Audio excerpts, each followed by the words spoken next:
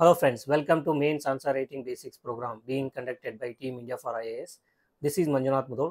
So in this video, we are going to discuss about day 31 question and answer approach. As a part of Mains Answer Writing Basic program, we have initiated daily answer writing practice session for ongoing batches. So ಇವಾಗ running ಆಗ್ತಾ ಇರೋ batches ಮತ್ತು complete ಆಗಿರೋ batches students ಯಾರು answer writing ಬರೆಯೋದ್ರಲ್ಲಿ ಇಶ್ಯೂಸ್ನ face ಮಾಡ್ತಿದ್ದಾರೆ, ಅವ್ರಿಗೆ ಒಂದು habit develop ಆಗಲಿ ಅಂತ daily answer writing practice ಸೆಷನ್ನ initiate ಮಾಡಿದ್ದೀವಿ. ಸೊ ಆ ಇನಿಷಿಯೇಟಿವ್ ಪಾರ್ಟ್ ಆಗಿ ಇವತ್ತು ಡೇ 31 ಟಾಪಿಕ್ ಏನಿತ್ತು, ಸೊ ಆ ಟಾಪಿಕ್ನ ಕ್ವಶನ್ ಏನಿದೆ ಮತ್ತು ಅದರ ಆನ್ಸರ್ ಅಪ್ರೋಚ್ ಏನು ಅಂತ ಇವಾಗ ಡಿಸ್ಕಸ್ ಮಾಡಲಿಕ್ಕೆ ಹೊರಟಿದ್ದೀವಿ. ಕ್ವಶನ್ ಬಂದು ಈ ರೀತಿಯಾಗಿದೆ: what are isotherms? Explain the global distribution of temperature with isotherms. So question ಏನು ಕೇಳ್ತಾ ಇದೆ ಅಂತಂದರೆ, ಐಸೋಥರ್ಮ್ ಅಂದ್ರೆ ಏನು, ಸೊ ತದನಂತರ ಗ್ಲೋಬಲ್ ಟೆಂಪರೇಚರ್ ಡಿಸ್ಟ್ರಿಬ್ಯೂಷನ್ನ ಐಸೋಥರ್ಮ್ ಮುಖಾಂತರ ಎಕ್ಸ್ಪ್ಲೇನ್ ಮಾಡಲಿ ಅಂತ ಹೇಳಿದ್ದಾರೆ.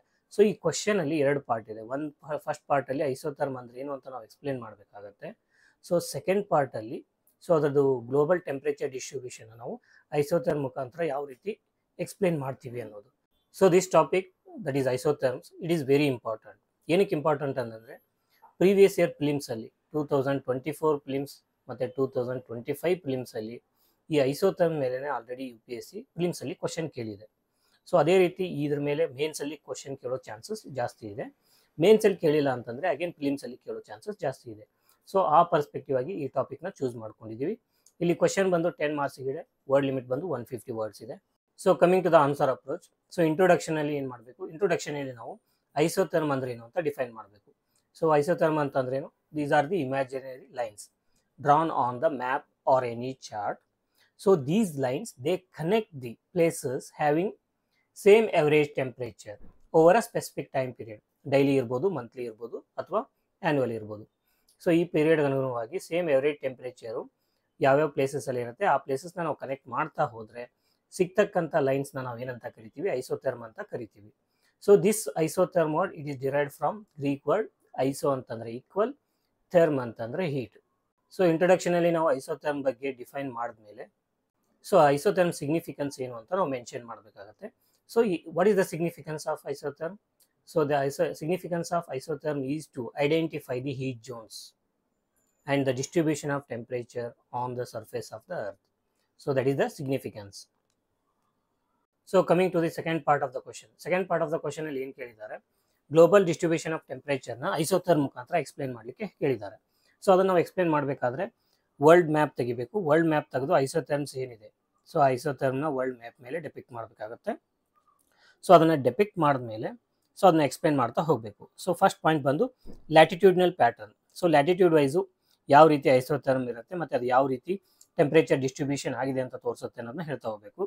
ಸೊ ಜನರಲ್ ಆಗಿ ಏನಂತಂತಂದರೆ isotherms they run parallel to the latitudes.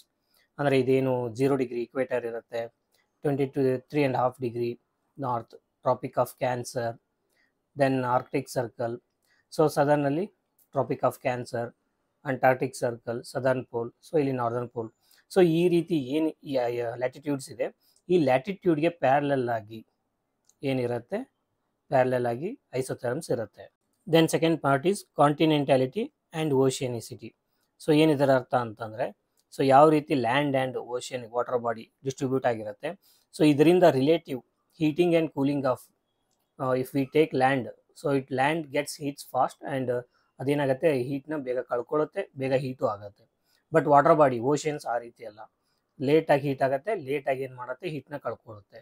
So ಇದರಿಂದ ಏನಾಗುತ್ತೆ, ಐಸೋಥರ್ಮು ಲ್ಯಾಂಡ್ ಮತ್ತು ವಾಟರ್ ಮತ್ತು ಲ್ಯಾಂಡಿಂದ ಟ್ರಾನ್ಸಿಷನ್ ಆಗಬೇಕಾದ್ರೆ ಬೆಂಡ್ ಆಗುತ್ತೆ. For example, isotherms tend to bend poleward over oceans during warmer season and they bend towards the equator over the land masses in cooler winters. ಇದಕ್ಕೆ example ಆಗಿ ನಾವು ಏನು ಮಾಡ್ಬೋದು, ಜನವರಿ ಮಂತಲ್ಲಿ ಇರ್ತಕ್ಕಂಥ 0 ಡಿಗ್ರಿ ಐಸೋಥರ್ಮ್ನ ಡ್ರಾ ಮಾಡಿ ಅದನ್ನು ಎಕ್ಸಾಂಪಲ್ ಕೊಡಬೇಕು.